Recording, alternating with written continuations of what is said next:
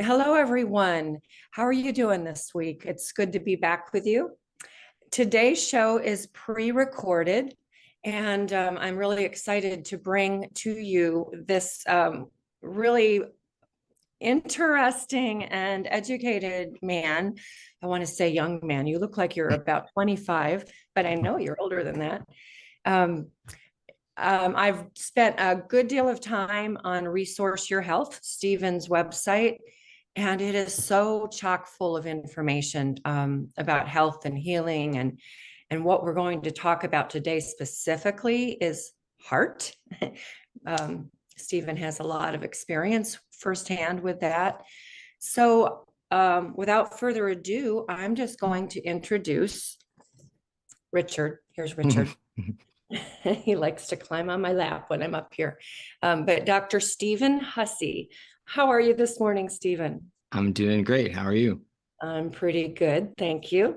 Yep, we're really, really excited about our April event at Melvin's store in Wirtz, Pennsylvania. And you're going to be one of our featured speakers there. And I am really eager to learn from you. So without further ado, I've already said that twice. I'd like you first to introduce yourself and tell us a little bit about what you do. And I especially would love for you to talk for a minute about what brought you to the point that you are, where you're kind of a rebel in the Yeah. medical. So I'm Stephen Hussey. I'm a chiropractor, I guess, by trade. I also have a master's in human nutrition and functional medicine. My day to day is I practice very neuromusculoskeletal type medicine as a chiropractor, treating people with joint dysfunction and looking at the structure of their spine. And we do spinal decompression. So very kind of pain center type things. And then I also have, as you mentioned, my website and a few books where I've been very curious about health my entire life. Yeah. And so I help people like in online consulting, and I put lots of information out there on my website and social media just about, how the body really works and what makes Yeah. it healthy, right? Because I was kind of driven to this space by my own health, I guess, struggles in the past. My childhood was full of lots of inflammatory conditions, you could say, lots of things, everything from asthma to I used to break out in chronic hives all over my body. The doctors couldn't tell me why. Oh, I had irritable bowel syndrome, terrible allergies, and ultimately ended up with type 1 diabetes when I was 9 years old. Um, wow. and so my parents and I were just kind of thrown into the world of Western medicine to help manage these conditions. But that was the key word, is manage. Nobody ever told me like why they were there, why they happened. They just said, okay, let's try and suppress the symptoms. Okay, you're diabetic, you're gonna have to take insulin. They didn't give me a way of eating that made me use less insulin. They just said, if you eat something, you count the carbohydrates and give yourself this much insulin, And so it wasn't until probably college that I started figuring out that I could change the way I live my life and have a direct impact on these conditions. And most of them made them go away completely. Aside from the type 1 diabetes, it is, collateral damage from that inflammation as a child. Those cells in my pancreas don't make insulin. But yeah, so I thought that was interesting that no doctor never really told me that you could change your lifestyle and make these things go lifetime, all my whole adulthood, just like experimenting, like what can I change to influence the way my health is, and what changes can I make to make these diseases go away, and these types of things. And so it was kind of a journey, lots of trial and error, for me. Eventually, like I said, I got rid of most of those diseases. And then, despite my best efforts, a couple years ago, well, over 3 years ago now, I actually had a heart attack, which, came as a true shock to me. Looking back, there were lots of things that I knew about that I wasn't doing necessarily. And then there was also like probably the most stressful time of my life, 6 months prior to that. And I got very stressful news a day and a half before it happened, about a close family member. And it was that news and the inability to do anything about that news, because me nor anyone in my family could get to this person to help them, that I think, caused the heart attack. I woke up Tuesday morning and tried to do the usual workout that I do that I probably shouldn't have done in that state of stress, and it triggered a clot, even though there was no atherosclerosis or anything in the artery. It just triggered a clot. And so that led me to dive even deeper and deeper into things, saying or telling myself, this is not going to happen. What did I miss? This is not going to happen again. And what I've learned since just even blows my mind even more. And so it's always been this health journey has always been perpetuated by my own health experiences. And then, I started sharing a lot of what I've been learning, which is very contrary to what I learned in formal medical training. Lots of it's complete opposite or very different and just not the whole story. And so I started sharing that, and people seem to like it. And so if I can share more and help people on their health journey, then that's what I want to do. Thank you. I really appreciate that. And that's kind of the attitude we have. We've had our own struggles in our family. I think I told you that my husband also had a widowmaker heart attack almost 5 years ago. But you make the point very clearly that the difference between functional medicine and traditional allopathic medicine is that one is just managing symptoms. The other is trying to understand why those symptoms are present and what can we do to help, not to make the body, but to help the body correct itself. Is that a pretty good? Yeah, I think help the body correct itself is the main thing, because the body doesn't want to be sick. It's not programmed to be sick. There's no genes telling your body that you're going to get a disease. There's very few instances where that is the case. But most of the time, especially all chronic disease, it's not the body just programmed to getting sick one day. It's all an interaction between the environment and your body. Like, what's your environment telling your body to do? And the problem is that we've gotten lots of many modern day things that are interfering with that normal physiology of our body. Right. We've gotten further and further away from the environmental stimuli that tell our body what to do and how to function and how to do it optimally. And so when you start studying this, you realize, oh, wow, there's a lot of modern day things that are just put like in a barrier in front of us that keep the body from doing and expressing itself in the way that it needs to be healthy. And what are some of those things? Well, there's a lot of them. I guess a really big one that, people talk a lot about is this: food has completely changed. Processed food versus whole natural food. There's our light environment. It's incredibly different. And that's a very recent thing because, this processed blue lighting, I think the first LED bulb was like 1970s or something. So that's a very new thing. And just, having light all the time rather than just when the sun's out is a very new thing. Electromagnetic fields are very new. The only electromagnetic field we ever would have been exposed to was that of the Earth's electromagnetic field. And now we have all these artificial ones, which are actually on the, wavelength of light spectrum. They're actually wavelengths of light that are just not on the visible spectrum. There's a bunch of different toxin exposures, kind of man-made toxins that, we've put together in ways that aren't so compatible with our physiology. There's unnatural amounts of stress as far as like what people are expected to handle in this day and age, which, would never have happened historically. So yeah, there's a lot of different things. Stress level, that's something that I've wondered about often because we do definitely live stressful life in the US in particular, other places too. And I've wondered how that would compare with ancient societies. And I think that maybe the difference is when you're fighting for your life because you need food or there's a tiger after you, that's a temporary thing. Whereas in our daily lives in this culture, stress is every single day and night. And then we have all of that artificial light, our cell phones, our cell towers, our Wi-Fi. And I've got that in my house too. I have LED lights too. My husband put LED lights in the ceiling. I tend to like to turn them off and use other types of light. I actually kind of like it when the electric goes off and we have to light candles. But yeah, so we have a multitude of stressors. Oh, and the pollution Mm. that some of which is intentional, I feel, Hmm. coming from the sky, and all of the chemicals that are used in agriculture and to keep the gypsy moths away and the weeds at bay and all of that. I just almost feel like we're set up to fail today.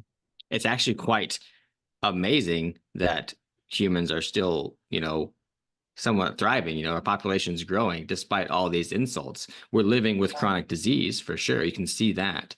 We're not like thriving like on an individual basis as far as the rates of chronic disease. But we are quite resilient in that we can handle all that and still live to a quote unquote old age, I guess. But the more and more exposures that we start to get from a young age, which are happening more and more to these things, we're going to see the repercussions of that as far as like, the kids. I think that, this is, heard this at least 10 years ago, that this is the first time in history that, kids are not expected to live as long as their parents, Yeah. because of all these things that they're exposed to, from day one. So it's becoming a problem, but it but it makes sense because these are just new things that our bodies have never been into contact with, at least to the levels that we've had them recently. And so our bodies are kind of rebelling or struggling, to cope with all of them, and that's representing itself as chronic disease. Yeah. And so people are dying from chronic disease, whereas 100 years ago, people died because they were old, Mm-hmm. maybe because there was an accident, but people weren't dying of chronic disease 100 years ago. Yeah, at least not at the levels that we're seeing it today, for sure. Yeah. I know the first diagnosis of myocarditis was 1928, I believe. Mm-hmm. Wasn't because nobody figured it out. It was because there just wasn't a lot of it, because Right. people, their lifestyle was different and their food was very different. And they didn't Yeah. have all these other factors. Yeah. Well, in early 1900s, like 1910s, like the field of cardiology wasn't really a thing. There was no collection of cardiologists. There were maybe a few physicians who were interested, or researchers interested in the heart, so they were studying it, but there was no massive field of cardiology because there was not much heart disease. So why would there need to be? So it's a very new thing. Yeah. And that should make us think. And the other thing that really makes me think, and I'm going to come back to heart disease, and I also want to circle back to the diabetes. But I remember, I'm 60 years old. I remember growing up in the 60s and 70s, and hardly anybody had cancer. And now your probability of getting cancer of some sort is actually quite high today. Mm-hmm. And it's horrific. What I can't even imagine. And I don't want to imagine what people go through in order to overcome, to kick cancer, and then the death process, which is so horrible. And that just was almost entirely non-existent even 50 years ago, 60 years ago, 75 years ago. When Dr. Price traveled the world, he wasn't finding people riddled with cancer, nor was he finding people in those traditional cultures with heart disease. He was a dentist, so he also didn't see cavitation. He was looking at that. But the times have changed dramatically, and I don't really see it getting better. And I don't know that our bodies can learn to adapt per se with such a dramatic onslaught. Because the last 30 years, wow, what Yeah. we have put out in the environment, and from the air to the water to the soil, it's mind-boggling to me, and it's very disturbing. Yeah. I think that a lot of the increases in cancer could be attributed to our change in light environment. Definitely. And I have, a mechanism through which that happens if you want to go into it, but I think that that's a big one. So Do you want to talk about that for a minute? yeah, sure. Um, so, you know, our bodies are used to the light from the sun, and that comes on a cycle, a day-night cycle. So we're really only supposed to have light when the sun is up. And then, we had fire for a long time, but it's not bright enough light to trigger your body to know something. So blue light is the wavelength or color of light that tells your body what time it is. So when the sun comes up, blue light spikes, and that tells your body that it's daylight. And then blue light grows, as the sun rises and goes up toward noon, more blue light comes. And then when we hit solar noon and go back the other way, blue light fades away until sunset, and then it goes away and it's darkness. And so that tells your body what time it is. Now, that blue light tells your body what hormones to produce. There's two specific ones, cortisol and melatonin. Cortisol is what your body makes when blue light is present. So when you see blue light in the morning because of sunrise, cortisol spikes, tells your body to wake up. And then when blue light goes away in the evening, you're supposed to start making melatonin. However, in the modern day, we have these artificial blue lights at night from screens and just LED bulbs and things like that are telling your body that it's noon after the sun has set. And so your body doesn't make melatonin very well. And melatonin, people may be familiar with it, is what tells your body to go to sleep, right? So people who have insomnia or sleep issues, like light is a big part of it.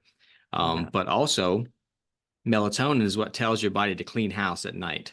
So it tells your body to detoxify, drain lymph, drain those toxins. It tells your body to do mitophagy, which is the killing of mitochondria, old mitochondria to make new ones. It tells your body to kill off old cells called autophagy to make new healthy cells. And so if that melatonin doesn't get produced, A, you may not sleep very well, and B, you don't clean house while you sleep. That's a really important clue to health and wellness. Yeah, and the problem with that is that cancer is something that happens when mitochondria can't function. So if we're trying to use these old dysfunctional mitochondria, we never get the signal to kill off the old ones and make new ones. And we have all these toxins that are toxifying them. And that happens day after day after day because we're always under artificial light. We get these very dysfunctional mitochondria. The cells can't use oxygen now because that's what mitochondria's job is, to take oxygen and make energy from it. And so when that can't happen, the cells revert to fermentation, which is exactly what a cancer cell is.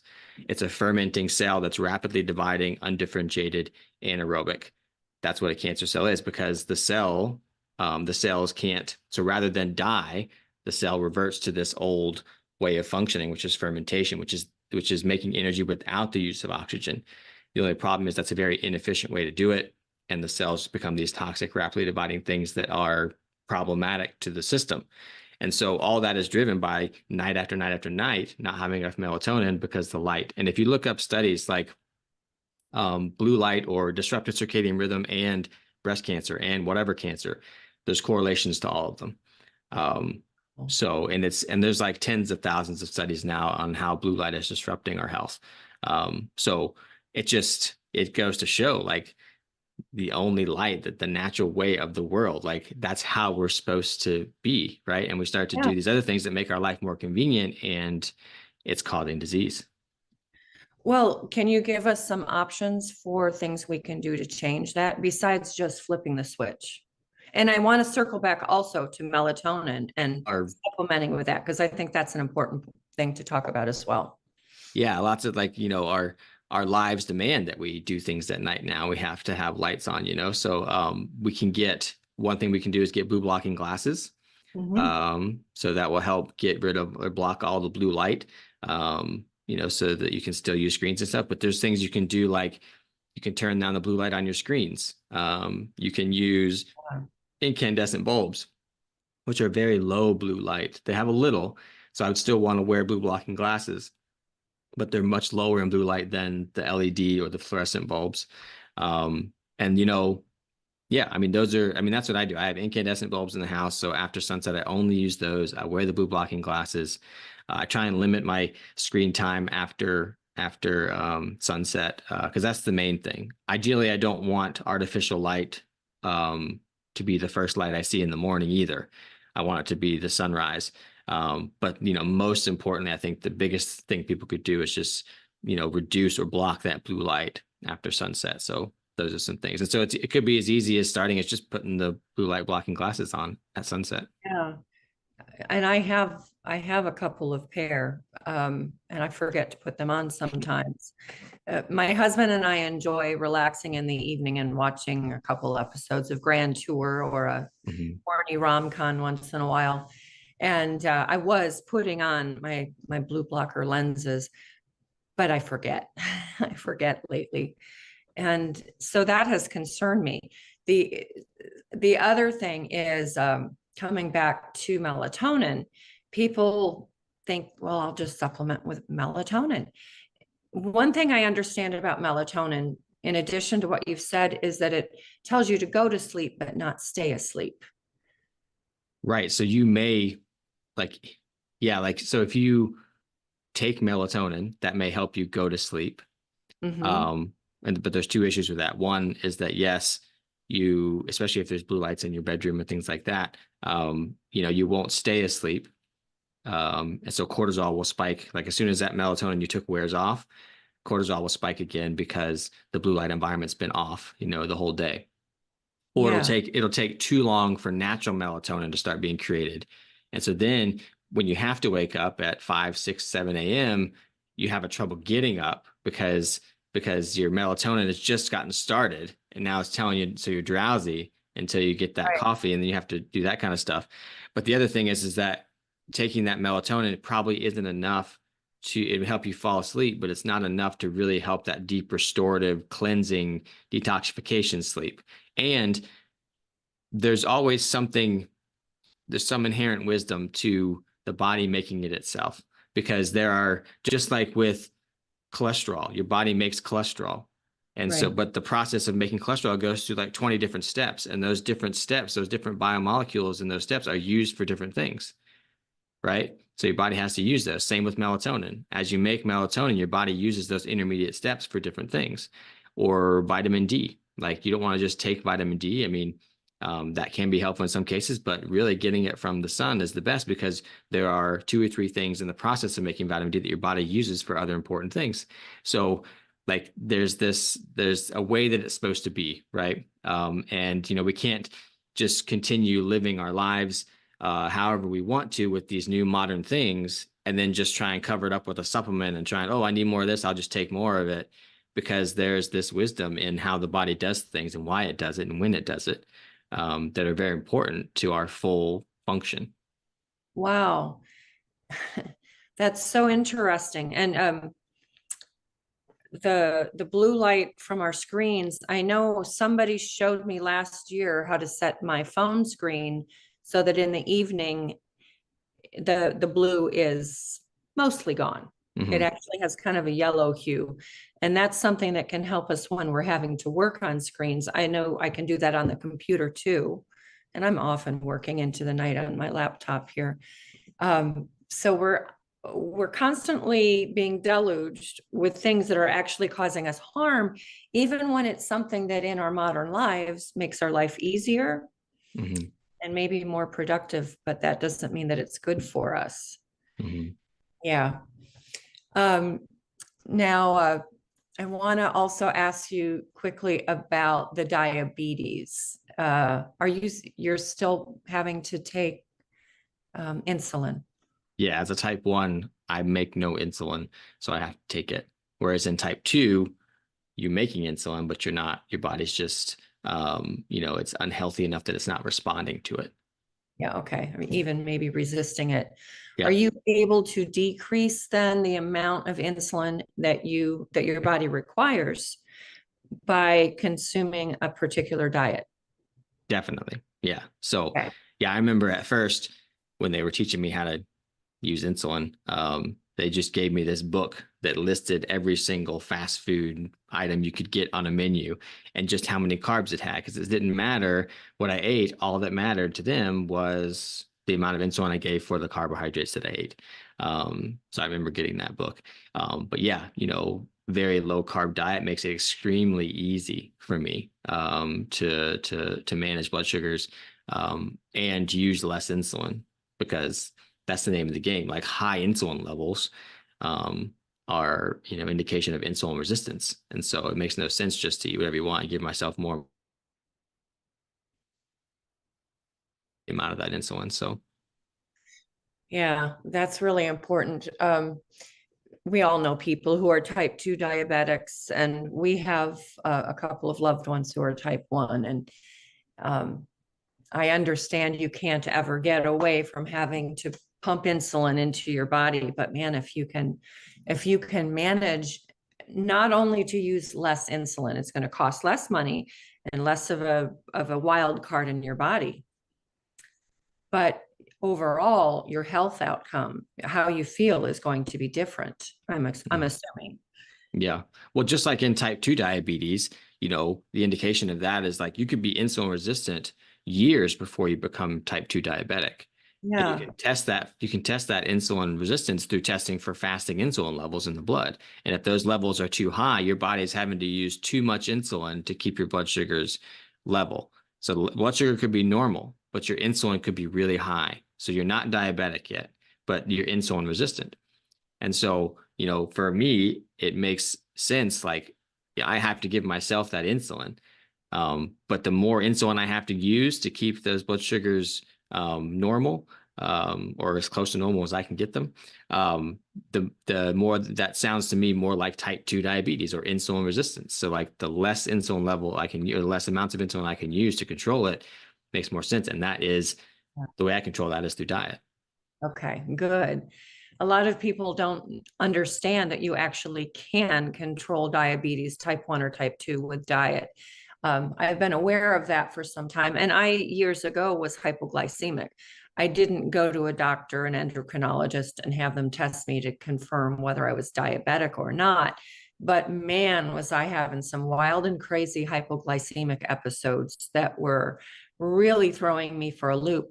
And then I discovered that if I ate a much lower carb diet and a lot more protein and fat, and that not only did the hypoglycemia completely go away, but I just as a whole felt better. I had more energy. And so even now I have a low metabolism, but when I'm eating plenty of red meat and fat, I don't have hypoglycemic incidents, and it helps my thyroid, it seems, as well.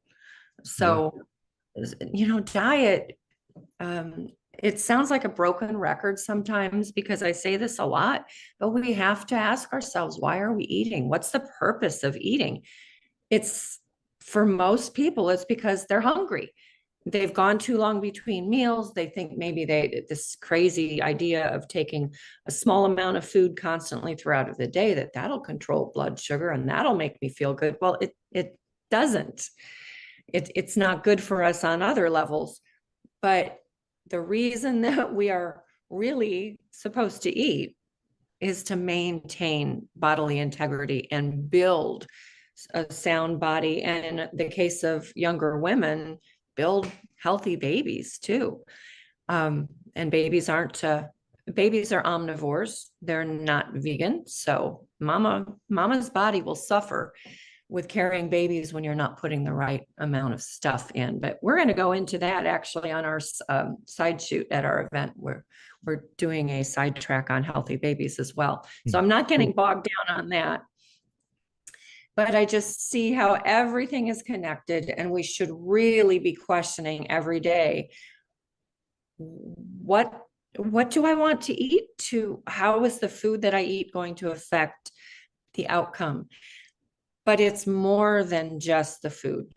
Our focus, as you know, is primarily nutrition, but there are definite strong components to lifestyle, to managing stress and toxins as well. And it thrills me and befuddles me how complicated we are, and yet how we are all the body is so connected from cell to cell to cell. Nothing operates independently of the rest of the body. And all of the things we're talking about have a direct impact, right? Yeah. So, so you've figured out, and I'm sure that you're like me, the more that you learn, the more that there is to learn. And I know you're always researching, always studying. And I love to talk with people like you.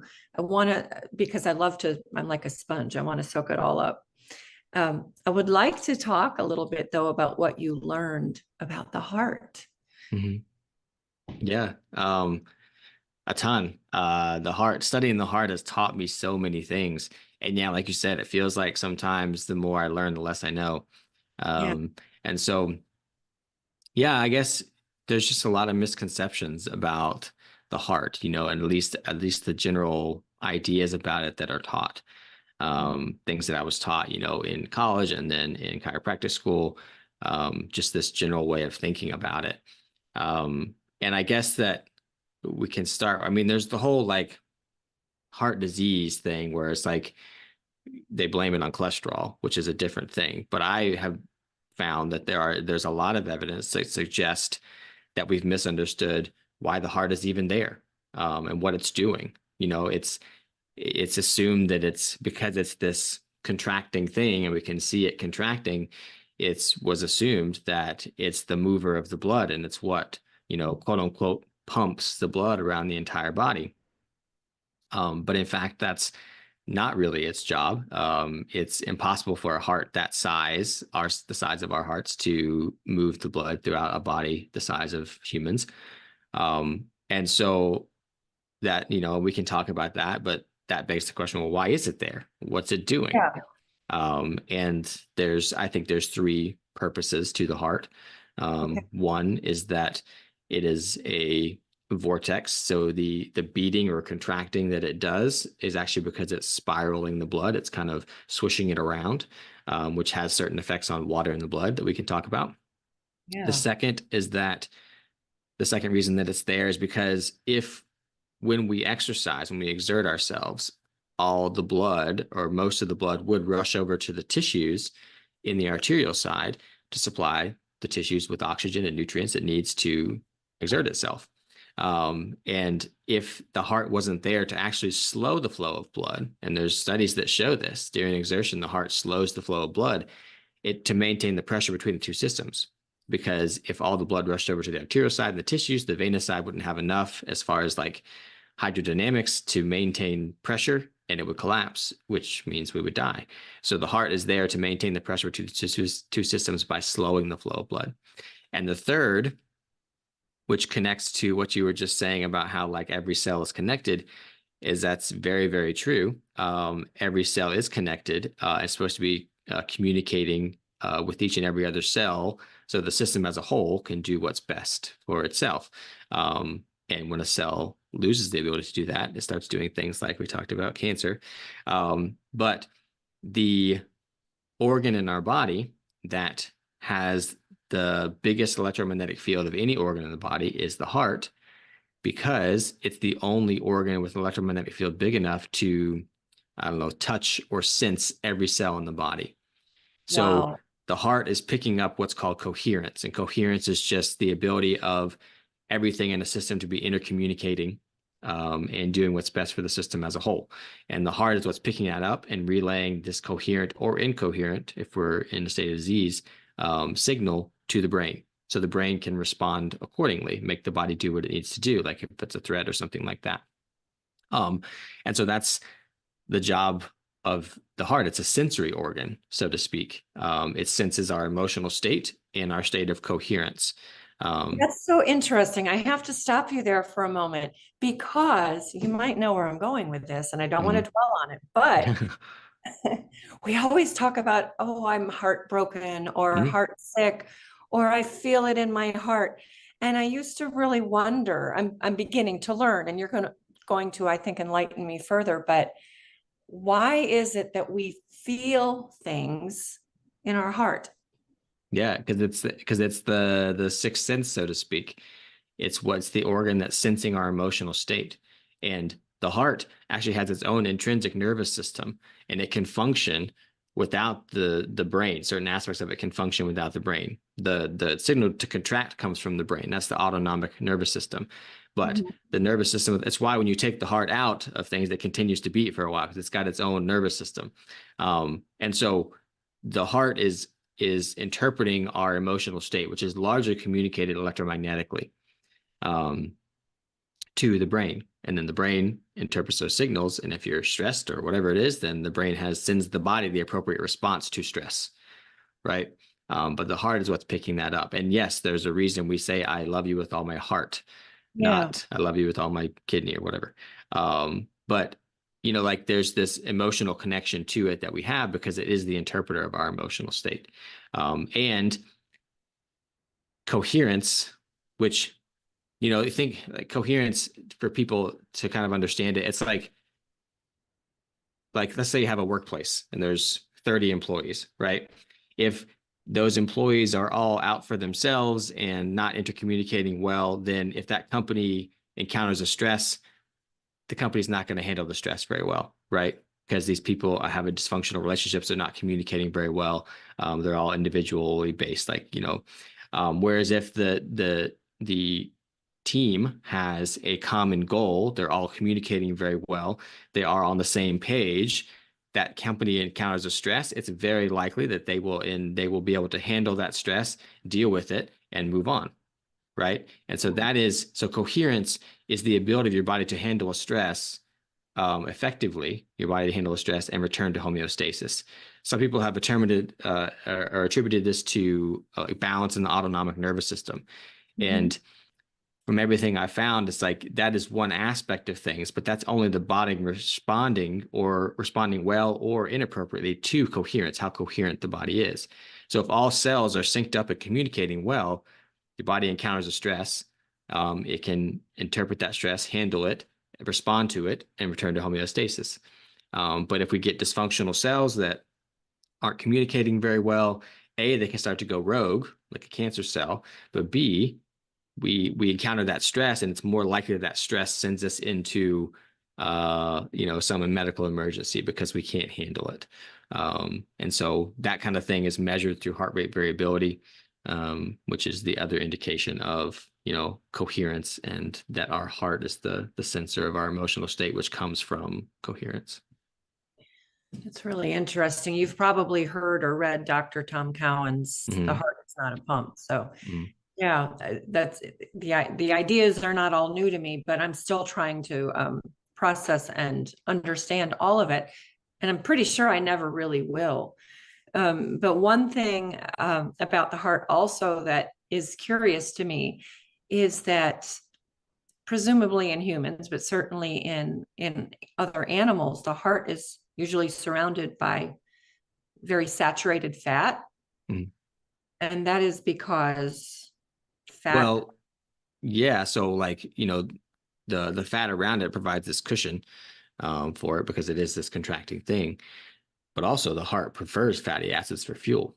If you even and there's studies that even in the presence of high amounts of glucose, if you put fatty acids and ketones there, the heart tissue will select to burn that above the glucose, which is interesting because usually there's this oxidative priority as far as what the body will choose to burn first. And if glucose or first is alcohol, if alcohol is present, it'll burn that. But then glucose, if there's glucose present, you usually burn that fat first, regardless.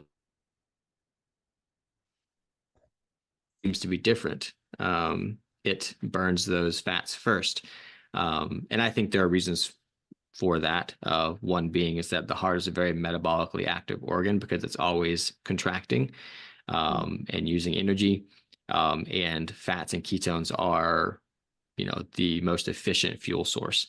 And so they're doing that. But there is a situation that I describe in my book where the heart can be forced to burn more glucose than it would like to under states of stress, again, that can result in tissue damage in the heart itself. So, yeah. And so all of the advice that we've been given since 1958 from the government and the medical industry, but it's completely contrary to what's actually good for our hearts. I've always understood that cholesterol is not the enemy. If every cell in your body needs cholesterol, if your body produces cholesterol when there's not enough in your diet, then there must be a reason for that.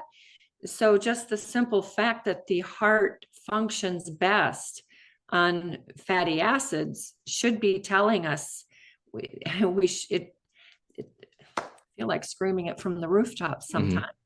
Yeah. Well, the idea that saturated fat was bad for the heart came from, just some very poor studies done in the 50s and 60s that were quickly debunked when they studied it more extensively. There's 5 or 6 studies they did from the 60s and the 70s that completely debunked that, but the theory had already taken off. And there was a lot of money behind it from different food industry and pharmaceutical industry that just kind of took off, and we've kind of been stuck with it. But yeah, I mean, this idea that saturated fat causes heart disease, there's no backing behind it whatsoever. And it's just been a lot of money pushed into it. And so there's actually studies that show, well, those early studies, when they replaced saturated fat with unsaturated fat in the form of vegetable oils or margarine or things like that, they showed increased rates of death and heart disease when that happened, when they did that. And there's studies that show that if you use plant fats as the main building block of certain things in the body, like red blood cells, they become more rigid and inflexible, which means that they're not going to squeeze through capillaries very well, which means that these studies were done in rats, that the rats who had more unsaturated fats, they had more high risk of stroke. They died of stroke more readily than rats that had saturated fat in their diet, because the red blood cells were becoming rigid. And it's not to say that we should never eat unsaturated fat. I mean, there's unsaturated fat in the steak, right? But it's the high amounts that we're eating. It's the vegetable oils that are so pervasive in our food supply that are driving this problem, where we're starting to build more of our body with these unsaturated plant fats than the saturated animal fats. So it's becoming a huge issue, but it just doesn't make sense whatsoever. I mean, it's a food that humans have been eating historically forever, and all of a sudden heart disease becomes a new thing, and we blame it on the thing that we've been eating forever rather than the new frankenfood that we just introduced in the 1920s. That doesn't make sense. Very good point. Yep. Yeah. It's counterintuitive. It doesn't make any sense whatsoever. And we're as a nation and all over the world suffering the consequences of very poor advice. And I'm with you. I think a lot of it, probably most of it, is driven by industry. We have a food industry that makes us sick and a pharmaceutical industry that keeps us sick, just by managing symptoms and causing more problems. So we've got to stop listening to the people that we look at as gods, really. Medical doctors, the researchers, the pharmaceutical companies. No, we need to start looking at our body as one whole unit, all of the pieces.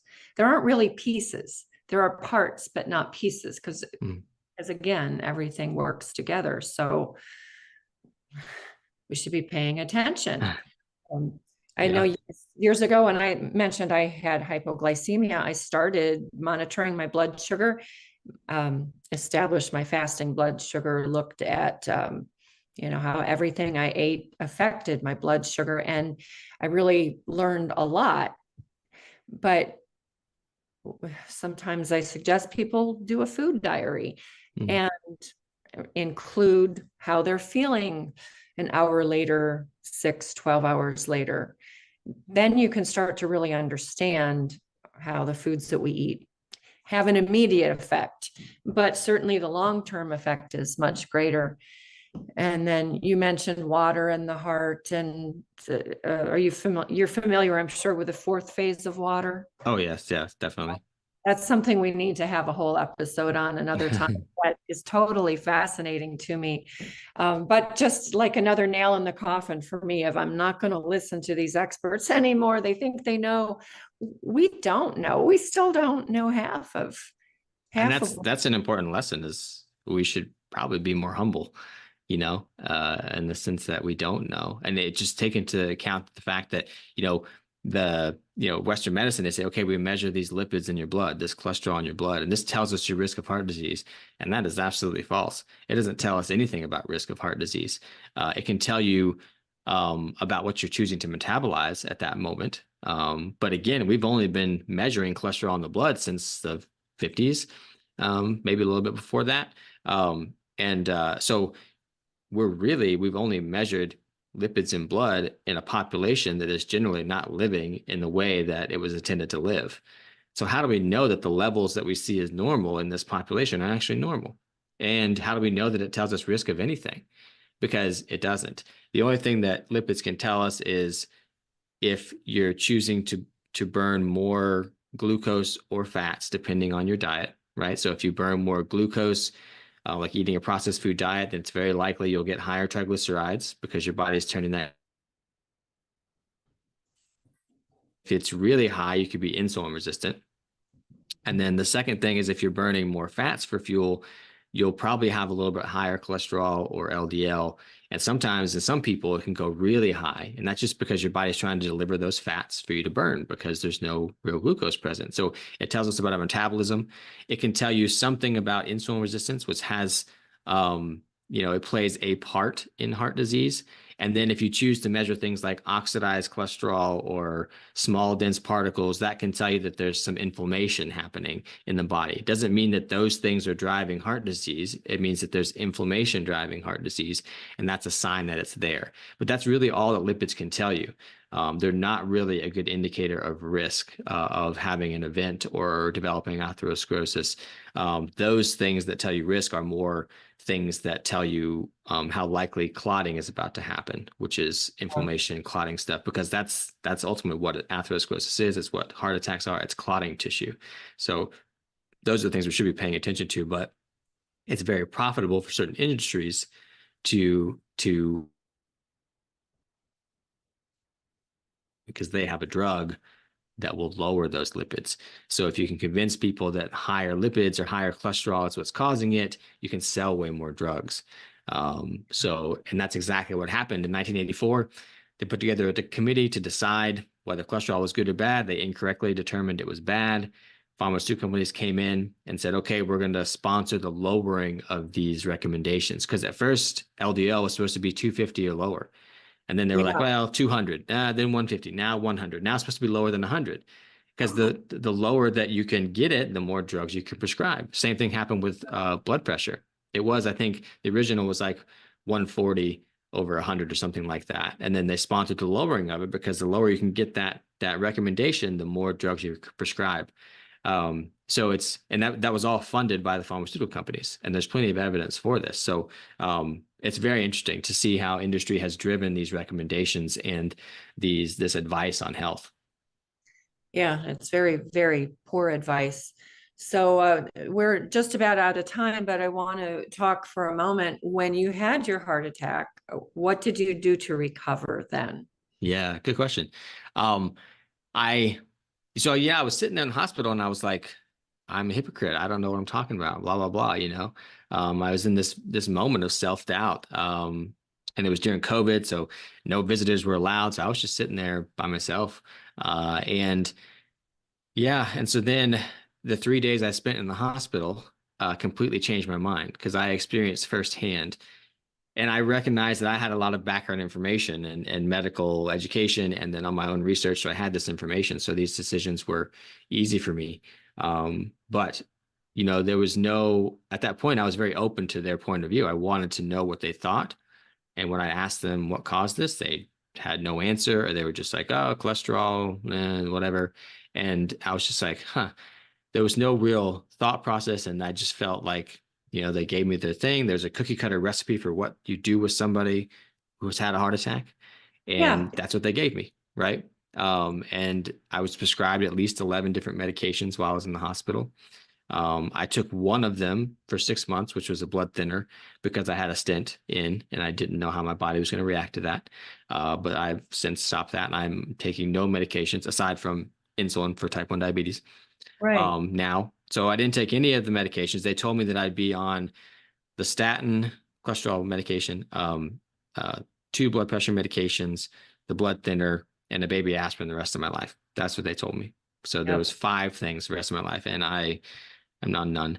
But what I did, knowing what I know and learning what I've learned since, is my diet stayed the same. I kept it very low carb, very high animal foods. I took a few supplements, just 2 main ones. I took serapeptase and I took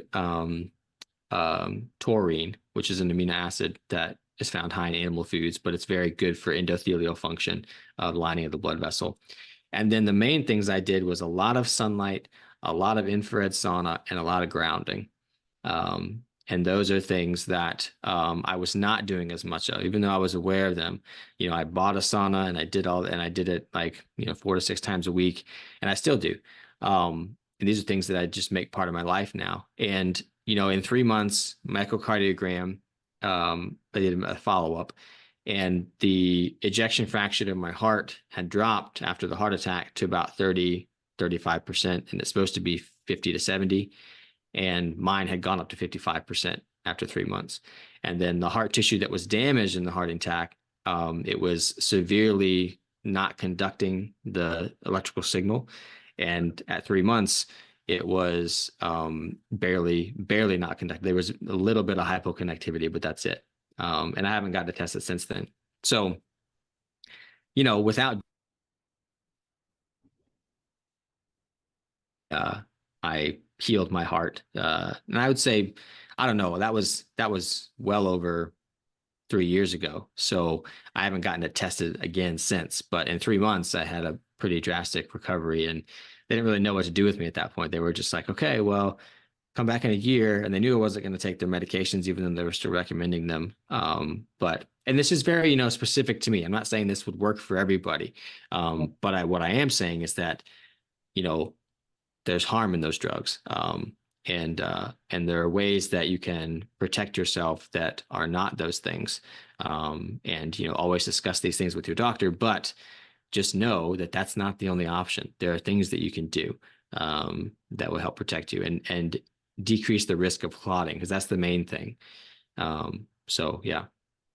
Yeah, very good. And that really brings us to an excellent ending point, because the focus of our event in April is food as medicine. Mm-hmm.